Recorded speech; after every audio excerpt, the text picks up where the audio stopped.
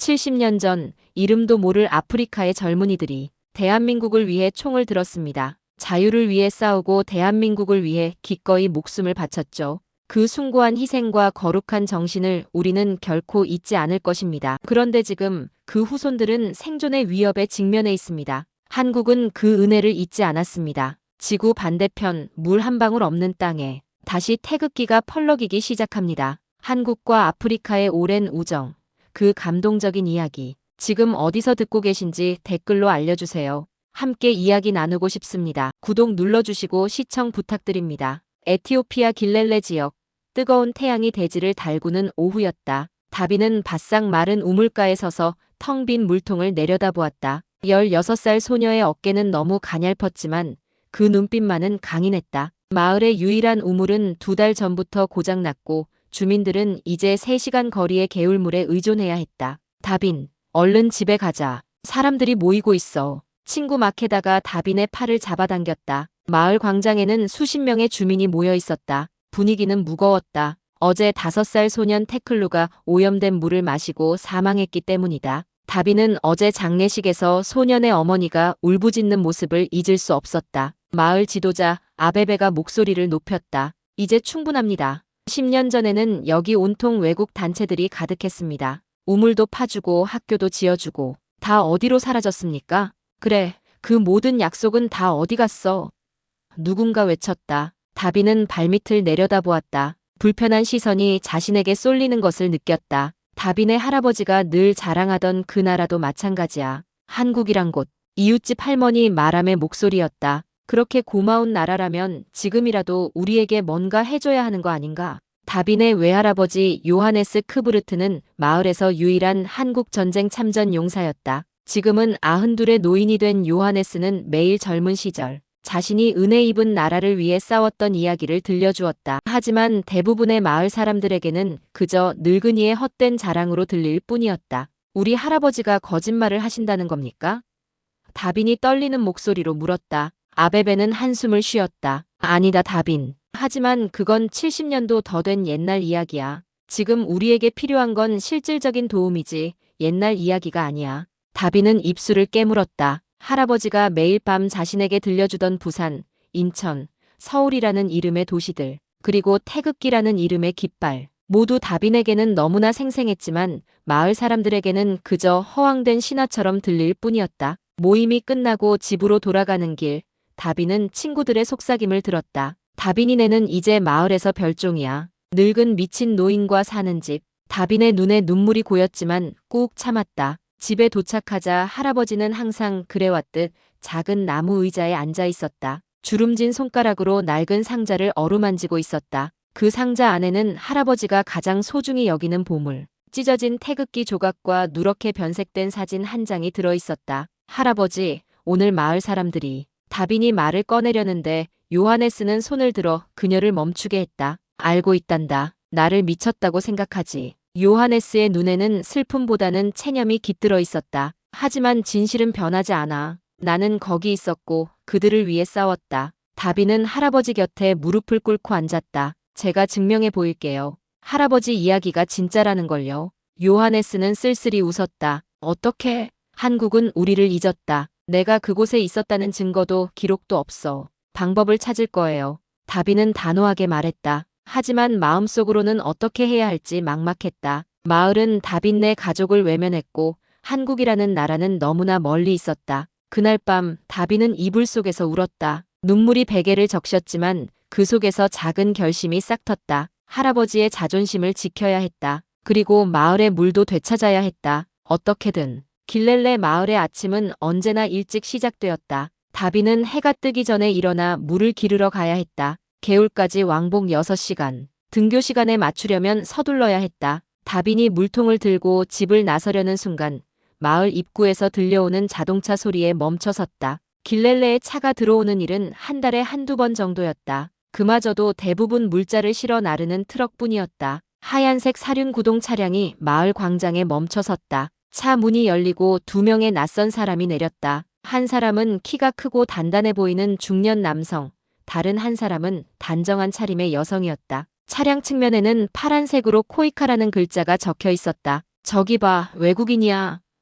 마을 아이들이 모여들기 시작했다. 다비는 코이카라는 글자를 유심히 보았다. 할아버지가 가끔 언급했던 단어였다. 한국국제협력단이라는 뜻이라고 했다. 한국 사람들. 다비는 중얼거렸다. 마을 지도자 아베베가 나와 두 사람을 맞이했다. 다비는 물통을 내려놓고 조심스럽게 다가갔다. 안녕하세요. 저는 김명철입니다. 그리고 이쪽은 제 아내 김미희입니다. 남자가 유창한 영어로 말했다. 저희는 한국국제협력단에서 파견된 태권도와 한국어 지도자입니다. 아베베는 의심스러운 눈초리로 두 사람을 바라보았다. 무슨 일로 오셨습니까? 여기는 특별한 게 없는 작은 마을입니다. 김명철은 차분하게 대답했다. 저희는 에티오피아와 한국의 우정을 기념하기 위한 프로젝트의 일환으로 왔습니다. 한국 전쟁 때 에티오피아 군인들이 한국을 위해 싸웠고 이제 한국이 그 은혜를 갚을 차례입니다. 다빈의 심장이 빠르게 뛰기 시작했다. 할아버지의 이야기가 사실이었던 것이다.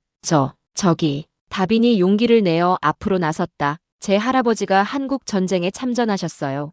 김미희가 놀란 눈으로 다빈을 바라보았다. 정말요? 할아버지 성함이 어떻게 되시나요?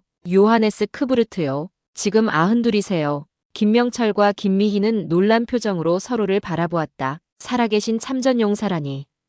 김명철이 감격스러운 표정으로 말했다. 하지만 아베베는 여전히 회의적이었다. 그래서 무엇을 도와주실 수 있다는 겁니까? 우리 마을은 물이 필요합니다. 우물이 고장났고 아이들이 죽어가고 있습니다. 김 부부의 표정이 심각해졌다. 우물이요? 얼마나 심각한 상황인가요? 아베베는 고장난 우물로 그들을 안내했다. 김명철은 우물을 살펴보고는 고개를 끄덕였다. 펌프 시스템과 파이프가 망가졌군요. 수리할 수 있을 것 같습니다. 정말요? 다빈이 희망에 찬 목소리로 물었다. 하지만 쉽지는 않을 거예요.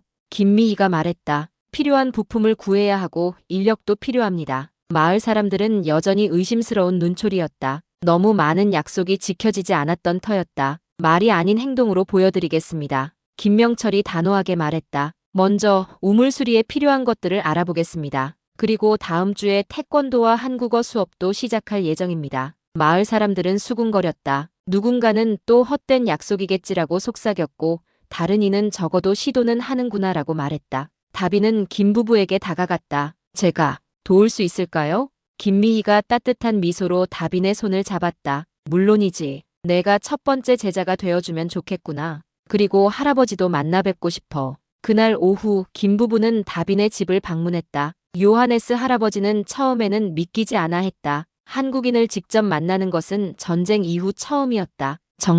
정말 한국에서 오셨습니까? 요하네스의 목소리가 떨렸다. 김명철은 공손히 고개를 숙이며 한국어로 말했다. 네, 선생님. 저희가 늦게 왔습니다. 정말 죄송합니다. 요하네스는 한국어를 알아듣지 못했지만 그 진심은 느껴졌다. 노인의 눈에서 눈물이 흘러내렸다. 할아버지가 늘 한국에 대해 이야기하셨어요. 다빈이 설명했다. 아무도 믿지 않았지만요. 김미희는 다빈의 어깨를 꽉 쥐었다. 이제는 모두가 믿게 될 거야. 그리고 너와 할아버지의 자부심을 되찾아드릴게. 다빈은 처음으로 진정한 희망을 느꼈다. 하지만 동시에 두려움도 있었다. 마을 사람들이 정말 마음을 열까? 우물은 정말 고쳐질까? 저녁이 되자 김 부부는 마을 공터에 간이 천막을 치고 임시 숙소를 마련했다. 다빈은 창문으로 그들이 열심히 무언가를 계획하는 모습을 바라보았다. 그들의 결연한 모습에서 다빈은 용기를 얻었다. 할아버지, 이제 시작이에요. 우리가 기다려온 순간이. 요하네스는 손녀의 머리를 쓰다듬었다. 그래, 시작이구나. 물이 다시 흐르는 날이 올까? 반드시 올 거예요. 다빈은 단호히 말했다. 이제 그녀에게는 외로운 싸움이 아니었다. 김 사범 부부가 길렐레 마을에 온 지 일주일이 지났다. 김명철은 매일 아침 우물가에서 작업을 시작했다. 그가 가져온 도구는 많지 않았지만 결연한 의지만은 누구보다 강했다. 김미희는 마을 공터에 임시 태권도장을 마련했다. 처음에는 3명의 아이들만 모였지만 점차 그 수가 늘어났다. 다빈은 학교가 끝나면 항상 김 부부를 도왔다. 때로는 우물 수리를 돕고 때로는 태권도 수업의 통역을 맡았다. 하지만 여전히 대부분의 마을 사람들은 냉담했다. 특히 태클루를 잃은 부모는 완전히 등을 돌린 상태였다. 다빈아, 이리 와봐. 김명철이 우물가에서 불렀다. 그의 옷은 흙과 기름으로 얼룩져 있었다. 펌프 부품을 주문했어. 하지만 도착하려면 한 달은 걸릴 거야. 한 달이요? 다빈의 목소리에 실망감이 묻어났다. 그때까지 기다릴 수 없어요. 사람들이 사범님을 믿지 않아요. 김명철은 깊은 한숨을 내쉬었다. 알아. 하지만 우리가 할 수 있는 일에는 한계가 있어. 그때 김미희가 다가왔다. 그녀의 표정은 밝았다. 다빈아, 나한테 좋은 생각이 있어. 우리가 직접 도움을 요청하는 거야. 누구에게요? 한국 사람들에게. 내 할아버지 이야기를 담은 영상 편지를 만들자. 내가 직접 한국어로 말하는 거야. 다빈은 놀랐다. 제가요? 하지만 저는 한국어를 몰라요. 내가 가르쳐 줄게. 짧은 문장만이라도. 김미희는 확신에 찬 표정이었다. 그날부터 다빈은 매일 2시간씩 김미희에게 한국어를 배웠다. 안녕하세요. 저는 에티오피아 길렐레에 사는 다빈입니다. 처음에는 어색했지만 발음은 점점 나아졌다. 일주일 후 그들은 영상편지 촬영을 시작했다. 다빈은 할아버지와 함께 카메라 앞에 섰다. 다빈의 목소리는 떨렸지만 그 어느 때보다 강했다. 안녕하세요. 저는 에티오피아 길렐레에 사는 다빈입니다. 제 외할아버지는 요하네스 크부르트입니다. 그는 한국 전쟁에 참전했습니다. 제 외할아버지는 그곳에서 피를 흘렸습니다. 지금 우리 마을은 물이 없습니다. 도와주세요. 다빈의 목소리가 마지막 문장에서 살짝 흔들렸다. 카메라를 들고 있던 김명철의 눈가에 눈물이 맺혔다. 영상은 김 부부의 도움으로 한국의 소셜미디어에 공유되었다. 코이카 본부와 참전용사유족회에 이메일도 보냈다. 그리고 기다렸다. 첫 번째 응답은 3일 후에 왔다. 코이카 본부에서 화상통화를 요청했다. 그들은 다빈의 이야기에 큰 관심을 보였다. 특히 생존 참전용사가 있다는 사실에 놀랐다. 한국에서 반응이 오고 있어요. 다빈이 기쁨에 차서 할아버지에게 알렸다. 사람들이 우리 이야기를 믿어요.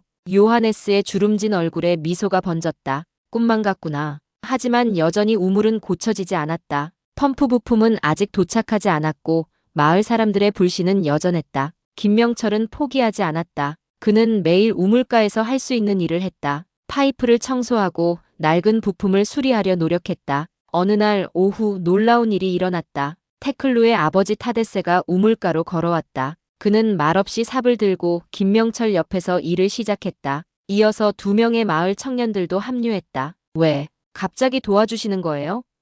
다빈이 타데세에게 물었다. 타데세는 잠시 일을 멈추고 다빈을 바라보았다. 너희 영상을 봤다. 진심이 느껴졌어. 그의 목소리는 거칠었지만 눈빛은 부드러웠다. 내 아들은 돌아오지 않겠지만 다른 아이들은 살릴 수 있을지도 모르지. 김명철은 묵묵히 고개를 숙여 인사했다. 말이 필요 없었다. 그날 밤 놀라운 소식이 전해졌다. 한국의 뉴스 채널에서 다빈의 이야기를 보도했고 사람들이 자발적으로 모금을 시작했다는 것이다. 더 놀라운 것은 한국 국방부에서 요하네스 크부르트의 참전 기록을 찾기 시작했다는 소식이었다. 다빈아, 내 영상이 큰 반향을 일으키고 있어. 김미희가 기쁜 표정으로 말했다. 내일은 더 많은 사람들이 도울 거야. 다음 날 아침 예상대로 10명이 넘는 마을 사람들이 우물가에 모였다. 모두 돕겠다고 나선 것이다. 김명철은 그들을 그룹으로 나누어 일을 배분했다. 어떤 이는 오래된 파이프를 파내고 다른 이들은 주변을 정리했다.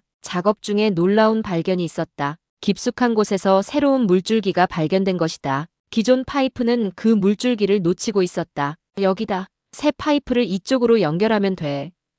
김명철이 흥분해서 외쳤다. 마을 사람들은 처음으로 진정한 희망을 보았다. 다빈은 그 모습을 지켜보며 가슴이 벅차올랐다. 드디어 물줄기가 움직이기 시작한 것이다. 길렐레 마을의 변화는 눈에 띄게 달라지고 있었다. 김사범 부부가 온 지 한 달이 지났을 무렵 우물 수리는 절반 이상 진행되었다. 한국에서 보내온 새 펌프 부품이 도착했고 마을 사람들의 참여도 늘어났다. 그러나 무엇보다 큰 변화는 사람들의 마음이었다. 다빈의 영상 편지가 한국에서 화제가 되자 마을 사람들은 요하네스 할아버지의 이야기를 새롭게 보기 시작했다. 그러던 어느 날 오후 김미희가 흥분한 표정으로 다빈의 집으로 달려왔다. 다빈아, 빅뉴스야.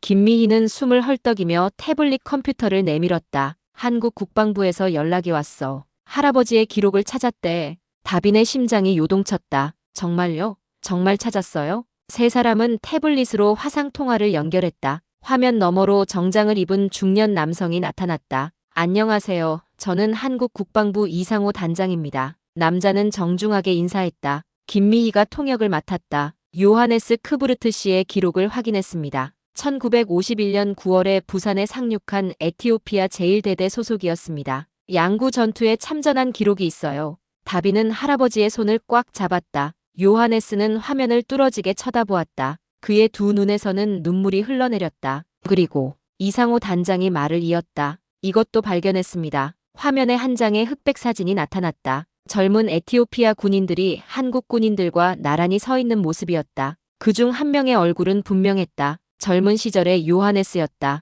할아버지. 다빈이 외쳤다. 할아버지예요.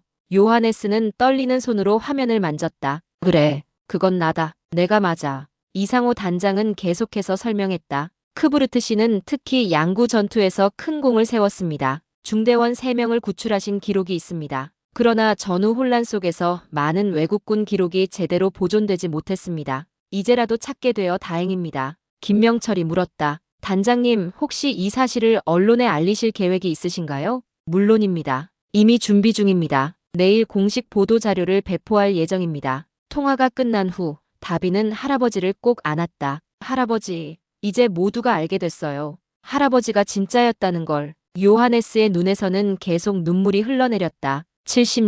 70년을 기다렸구나. 다빈도 함께 울었다. 슬픔의 눈물이 아닌 기쁨과 자부심의 눈물이었다. 소식은 빠르게 마을에 퍼졌다. 다빈과 김사범 부부는 할아버지의 참전 기록과 사진을 마을 사람들에게 보여주었다. 처음에는 몇몇 사람들만 관심을 보였지만 점점 더 많은 사람들이 다빈의 집을 찾아왔다. 정말이었구나. 아베베 지도자가 사진을 유심히 보며 말했다. 요하네스, 자네 이야기가 진짜였어. 마람 할머니는 요하네스의 손을 꼭 잡았다. 내가 의심해서 미안하오. 우리 모두 미안하오. 타데세는 다빈의 어깨를 두드렸다. 내 할아버지는 영웅이구나. 넌 그걸 증명해냈어. 다빈은 마을 사람들의 변화된 태도에 가슴이 벅찼다. 더 이상 이방인이 아니었다. 이제 그들은 마을의 자랑이 되었다. 다음 날 한국의 뉴스에서 요하네스의 이야기를 대서특필했다. 국방부는 공식 성명을 발표했고 참전용사회는 즉각 지원을 약속했다.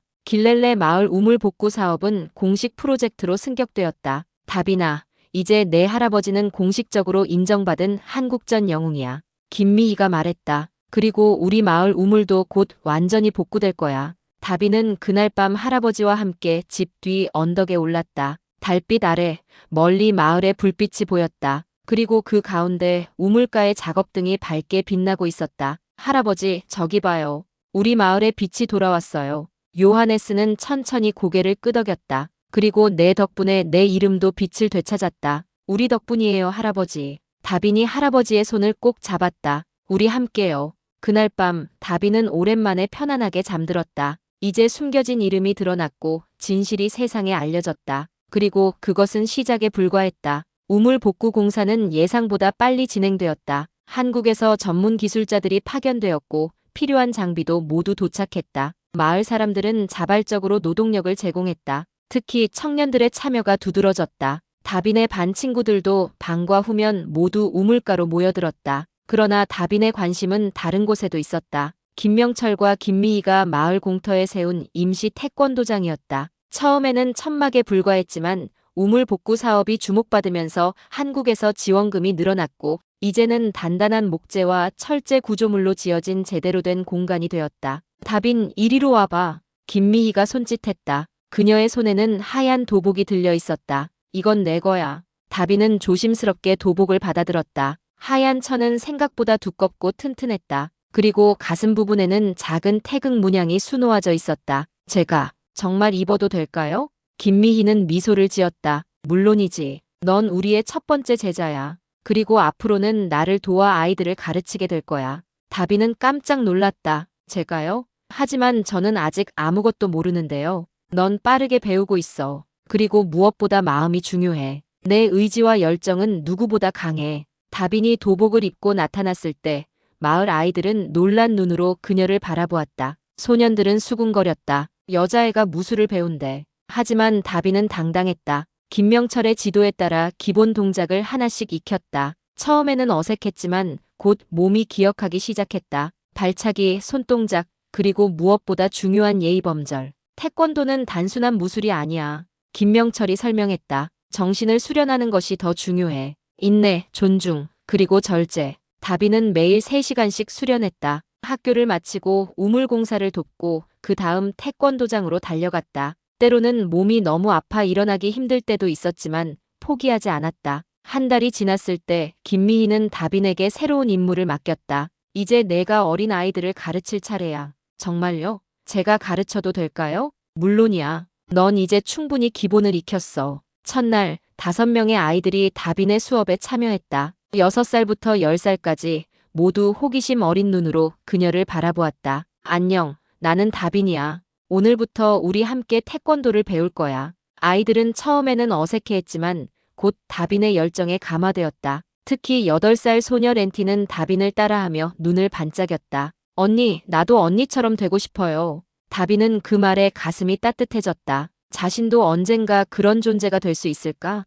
누군가의 롤모델이 될 수 있을까? 우물공사가 거의 완성되던 날, 다빈은 특별한 결심을 했다. 그녀는 김미희에게 부탁했다. 사범님, 제 도복에 뭔가 더 하고 싶어요. 뭔데? 태극기와 에티오피아 국기를 함께 그리고 싶어요. 제 가슴에요. 김미희는 잠시 생각하더니 미소를 지었다. 좋은 생각이야. 두 나라의 우정을 상징하는 거지. 다빈은 천천히 정성껏 두 국기를 자신의 도복에 그렸다. 태극기의 빨강과 파랑, 에티오피아 국기의 녹색, 노랑, 빨강. 모두 다빈에게는 자부심의 색이었다. 다음 날 새로운 도복을 입고 태권도장에 들어서자 모든 아이들이 감탄했다. 우와, 다빈 언니, 멋져요. 렌티가 다빈에게 달려와 물었다. 언니, 나도 저렇게 할 수 있어요? 물론이지. 너희 모두 할 수 있어. 우리는 모두 하나니까. 그날 오후 놀라운 일이 일어났다. 우물에서 처음으로 깨끗한 물이 솟아올랐다. 마을 사람들은 환호성을 질렀다.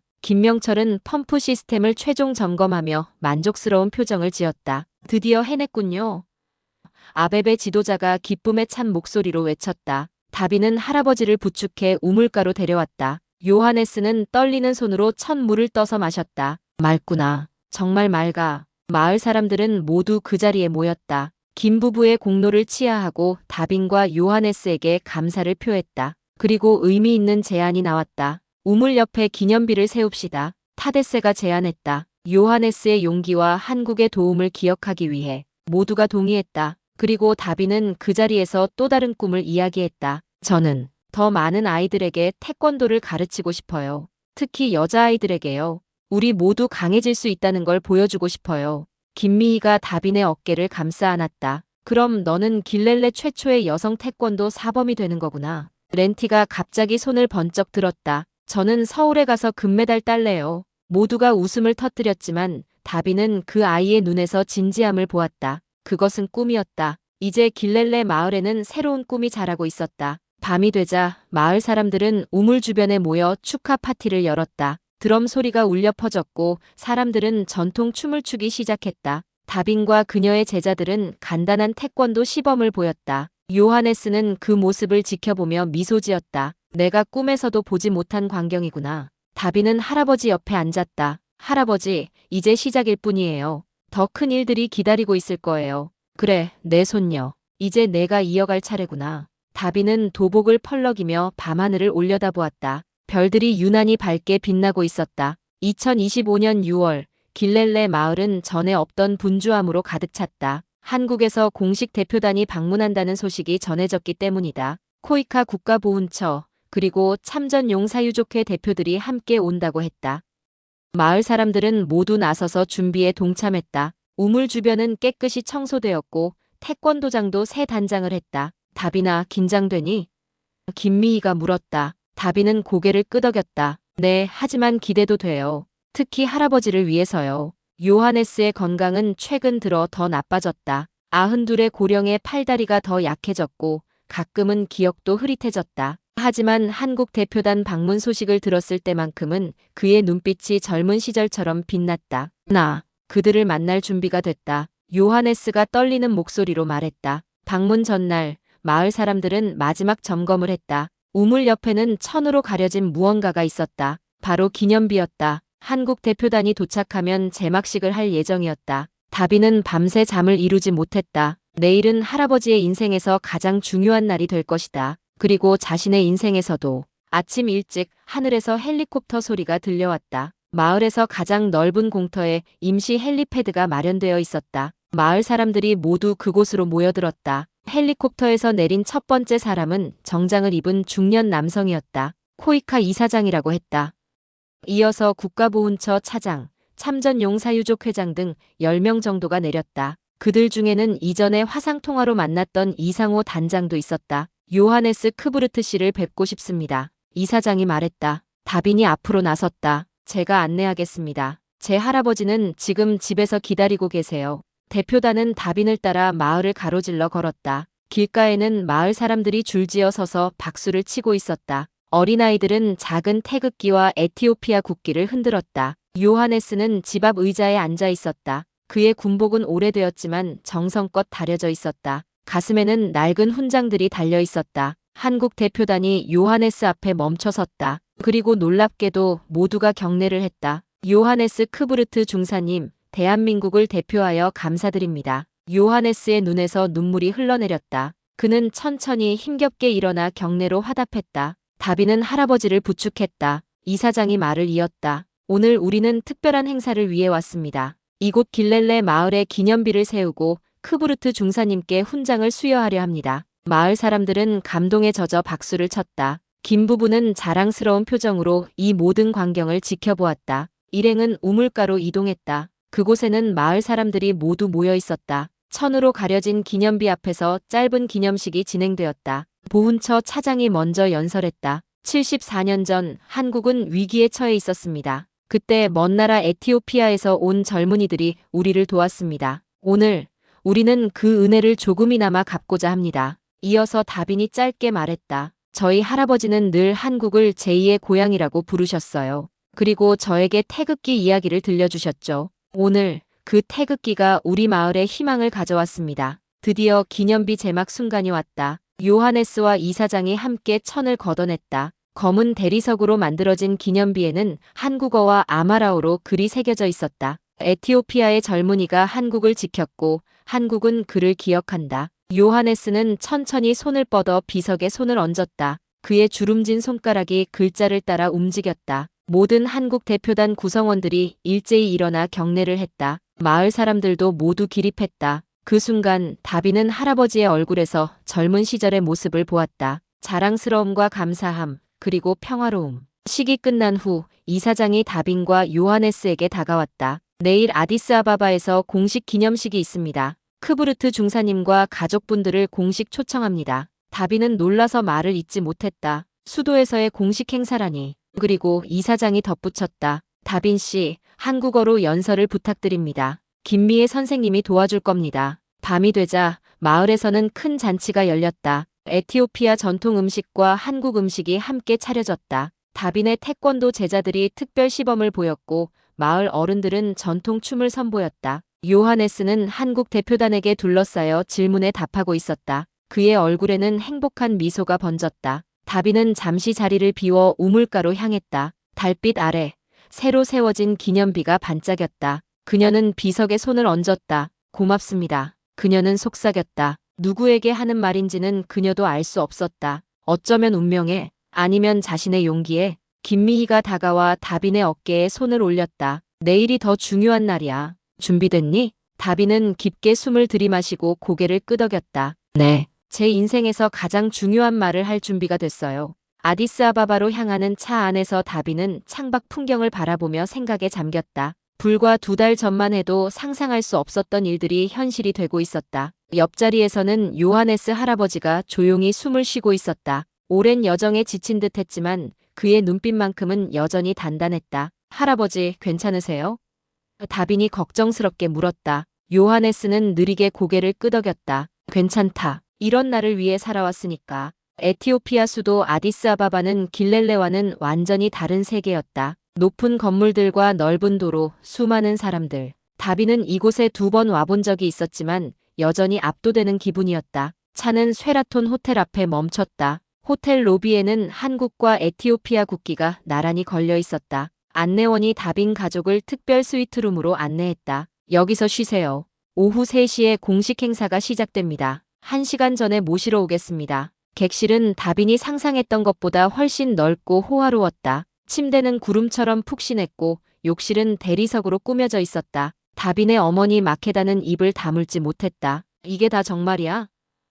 마케다가 놀란 목소리로 물었다. 다빈도 믿기지 않았다. 침대에 앉아 옆에 놓인 연설문을 바라보았다. 김미희의 도움으로 쓴 한국어 연설문이었다. 다빈은 지난 며칠 동안 밤낮으로 연습했다. 다빈아, 이것 좀 입어봐. 김미희가 커다란 상자를 들고 왔다. 안에는 아름다운 한복이 들어있었다. 에티오피아 전통 문양이 수놓아진 파란색 한복이었다. 이건 특별히 너를 위해 디자인한 거야. 두 나라의 문화가 하나로 어우러지는 모습을 표현했지. 다빈은 조심스럽게 한복을 입어보았다. 거울 속 자신의 모습이 낯설면서도 아름다웠다. 오후 2시 김명철이 문을 두드렸다. 준비됐니? 기자들이 벌써 모이고 있어. 다빈은 심호흡을 했다. 네, 준비됐어요. 기념식은 아디스아바바 최대 컨벤션홀에서 열렸다. 입구에는 2,050명의 에티오피아 참전용사 이름이 새겨진 명패가 걸려 있었다. 그중 대부분은 이미 세상을 떠난 이들이었다. 홀 안으로 들어서자 수백 명의 사람들이 기립박수를 보냈다.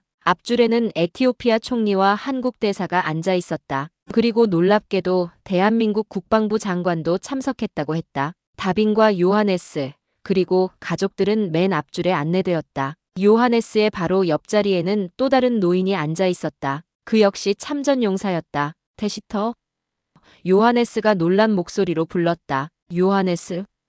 두 노인은 서로를 바라보더니 눈물을 글썽였다. 70년 만의 재회였다. 기념식은 장엄한 분위기 속에서 시작되었다. 양국 국가가 연주되고 에티오피아 총리의 환영사가 이어졌다. 오늘 우리는 특별한 역사의 순간을 기념합니다. 74년 전 우리 에티오피아의 젊은이들이 먼 나라 한국의 자유를 위해 싸웠습니다. 그리고 오늘 우리는 그 용기와 희생을 기억합니다. 한국 국방부 장관이 단상에 올랐다. 에티오피아는 한국 전쟁 당시 아프리카에서 유일하게 참전한 국가였습니다. 3,200여 명의 용사들이 우리 한국 땅에서 싸웠고 121명이 목숨을 잃었습니다. 오늘 우리는 그 희생의 깊은 경의를 표합니다. 장관은 이어서 깜짝 발표를 했다. 오늘부로 한국과 에티오피아는 혈맹국가 우호 협약을 체결했습니다. 더불어 에티오피아 참전용사 마을 재건 프로젝트가 시작됩니다. 길렐레 마을을 시작으로 참전용사들의 고향 마을에 현대적 시설과 교육 기회를 제공할 것입니다. 객석에서 박수가 터져나왔다. 다빈은 믿을 수 없다는 표정으로 어머니를 바라보았다. 드디어 가장 중요한 순간이 왔다. 국방부 장관이 요하네스의 이름을 불렀다. 요하네스 크부르트 중사님, 단상으로 모시겠습니다. 다빈이 할아버지를 부축해 천천히 단상으로 올라갔다. 요하네스는 힘은 없었지만 그의 눈빛은 누구보다 강했다. 장관은 유리 케이스에 담긴 태극무 공훈장을 꺼내 요하네스의 가슴에 달았다. 한국 정부는 1952년 양구 전투에서 보여주신 용맹함과 희생에 감사드립니다. 이 훈장은 74년 전 수여되었어야 할 것이었습니다. 늦었지만 지금이라도 바로잡습니다. 요하네스의 눈에서 눈물이 흘러내렸다. 그는 떨리는 손으로 훈장을 만졌다. 그리고 장관이 계속했다. 요하네스 중사님의 손녀 다빈 씨가 한국어로 연설을 해주시겠습니다. 객석에서 놀라는 소리가 들렸다. 다빈은 심호흡을 하고 마이크 앞에 섰다. 김미희가 그녀에게 응원의 눈빛을 보냈다. 다빈은 천천히 준비해온 종이를 펴고 또박또박 한국어로 말하기 시작했다. 안녕하세요. 저는 에티오피아 길렐레 마을에서 온 다빈입니다. 그녀의 발음은 완벽하지 않았지만 진심이 담겨 있었다. 제 할아버지 요하네스 크부르트는 74년 전 한국이라는 나라를 위해 싸웠습니다. 저는 어릴 때부터 할아버지의 이야기를 들으며 자랐습니다. 태극기 이야기, 부산과 서울의 이야기를. 다빈은 잠시 말을 멈추고 감정을 추스렸다. 많은 사람들이 할아버지의 이야기를 믿지 않았습니다. 하지만 저는 믿었습니다. 그리고 이제 세상이 그 진실을 알게 되었습니다. 다빈의 목소리가 점점 자신감을 얻었다. 우리는 피로 맺어진 인연입니다. 할아버지의 피가 한국 땅에 흘렀고 이제 한국의 도움이 우리 마을에 희망을 가져왔습니다. 우물이 다시 흐르고 아이들이 태권도를 배우고 있습니다. 객석에서 박수가 터져나왔다. 다빈은 마지막 문장을 힘주어 말했다. 우리는 이 우정을 영원히 기억할 것입니다. 감사합니다, 한국. 그리고 사랑합니다, 할아버지. 다빈이 연설을 마치자 홀 전체가 기립박수를 보냈다. 요하네스는 손녀를 꼭 안았다. 그의 어깨가 흔들렸다. 기쁨의 눈물이었다. 기념식이 끝난 후 많은 기자들이 다빈과 요하네스에게 몰려들었다. BBC, CNN, 그리고 한국의 모든 주요 방송국들이 취재를 요청했다. 다빈 씨, 어떤 기분인가요? 요하네스 씨, 74년 만에 인정받은 소감이 어떠신가요? 한국에 가볼 계획이 있으신가요? 질문이 쏟아졌지만 다빈은 침착하게 대답했다. 우리는 그저 진실이 알려져서 기쁩니다. 그리고 앞으로도 두 나라의 우정이 계속되기를 바랍니다. 저녁 만찬은 더욱 화려했다. 에티오피아와 한국의 전통 음식이 함께 차려졌고 문화 공연도 이어졌다. 다빈의 어머니 마케다는 모든 것이 꿈만 같다며 계속 눈물을 닦았다. 내 할아버지가 자랑스러워 하실 거야. 마케다가 다빈의 손을 꼭 쥐었다. 만찬 중에 국방부 장관이 다시 한번 다빈에게 다가왔다. 다빈 씨, 한국 정부는 당신을 한국에 초청하고 싶습니다. 내년 6.25 기념식의 특별 게스트로요. 다빈은 깜짝 놀랐다. 정말요? 제가 한국에 갈 수 있다고요? 물론입니다. 할아버지께서 건강히 허락하신다면 함께 모시고 싶습니다. 다빈은 할아버지를 바라보았다. 요하네스의 눈에는 평화로운 미소가 담겨 있었다. 그는 천천히 고개를 끄덕였다. 밤이 깊어갈 무렵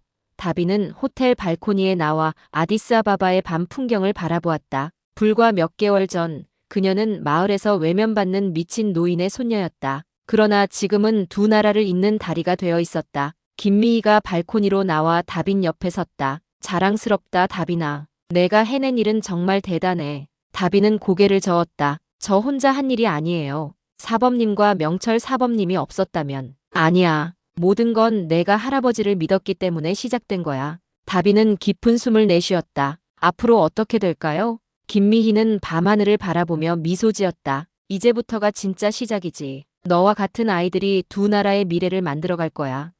아디스아바바에서의 기념식으로부터 석 달이 지났다. 길렐레 마을은 완전히 달라졌다. 우물 주변에는 현대식 급수 시스템이 설치되었고 마을 곳곳에 파이프라인이 연결되었다. 더 이상 물을 기르러 먼 길을 걸을 필요가 없었다. 더 놀라운 것은 길렐레 주변 5개 마을에도 새 우물이 생겼다는 것이다. 모두 한국과 에티오피아 우호 협력 사업의 일환이었다.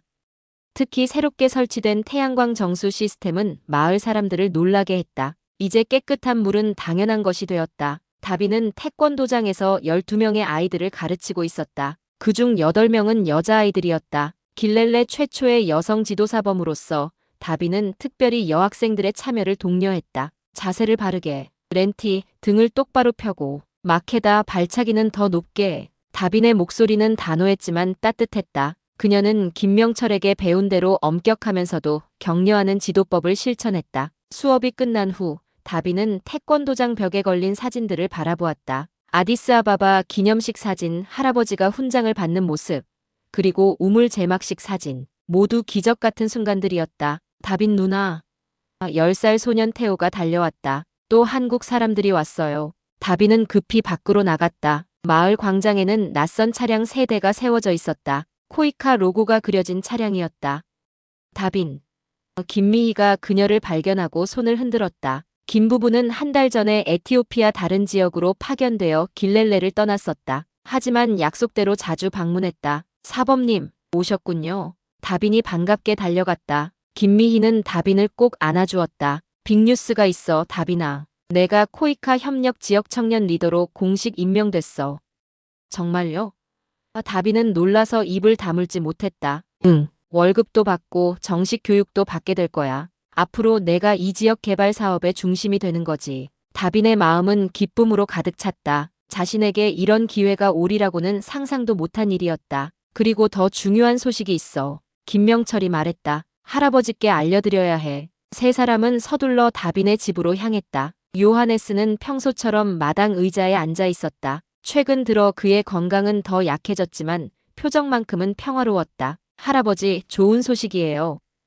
다빈이 할아버지 곁에 무릎을 꿇고 앉았다. 김명철이 말을 이었다. 크부르트 어르신, 한국 정부가 특별 결정을 내렸습니다. 내년에 한국 방문이 어려우실 것 같아서 특별 영상 기록 프로젝트를 시작하기로 했습니다. 할아버지의 모든 이야기를 기록하고 다큐멘터리로 만들 예정입니다. 요하네스의 눈이 밝아졌다. 내 이야기를 기록한다고? 네, 할아버지. 모든 사람들이 알게 될 거예요. 잊히지 않을 거예요. 다빈이 할아버지의 손을 꼭 쥐었다. 요하네스는 고개를 끄덕였다. 그것으로 충분하구나. 그날 저녁 다빈은 할아버지를 모시고 마을 뒤편 언덕에 올랐다. 그곳에서는 마을 전체가 내려다 보였다. 석양에 물든 하늘 아래 마을은 평화로워 보였다. 우물 주변의 LED 조명이 은은하게 빛나기 시작했다. 할아버지, 저기 봐요. 저기가 우리의 첫 번째 우물이에요. 그리고 저기 멀리 보이는 불빛들은 다른 마을의 새 우물이고요. 요하네스는 느리게 고개를 끄덕였다. 모든 것이 변했구나. 네, 할아버지 덕분에요. 요하네스는 조용히 웃었다. 아니다. 내 덕분이지. 우리 덕분이에요, 할아버지. 다빈이 말했다. 우리 함께 해냈어요. 두 사람은 한동안 말없이 석양을 바라보았다. 요하네스의 손에는 새로 받은 훈장이, 다빈의 손에는 태권도 도복이 들려 있었다. 두 세대, 두 문화, 그리고 하나의 이야기. 다빈아, 요하네스가 천천히 입을 열었다. 네, 할아버지. 내가 한국에서 싸웠을 때 많은 것을 잃었단다. 친구들, 시간, 그리고 때로는 희망까지. 다빈은 조용히 듣고 있었다. 하지만 이제 알겠구나. 그것이 헛된 것이 아니었다는 걸. 내가 지킨 땅이 지금 우리를 살리고 있구나. 요하네스의 주름진 얼굴에 평화로운 미소가 번졌다. 약속해다오, 다빈아. 이 이야기를 계속 이어가겠다고. 약속할게요, 할아버지. 다빈이 결연히 말했다. 제가 할아버지의 이야기를 계속 들려줄게요. 그리고 제 아이들에게도, 그 아이들의 아이들에게도요. 저녁 노을이 산 너머로 저물어가고 첫별이 빛나기 시작했다. 다빈은 할아버지의 어깨에 머리를 기대었다. 오늘 이야기 어떠셨나요? 대한민국의 태극 물결이 전 세계 곳곳에서 출렁이고 세계인들의 가슴에 감동을 심어주는 이야기들 많이 전달할 수 있도록 노력하겠습니다. 구독과 좋아요, 알림 설정 부탁드립니다. 행복한 하루 되세요.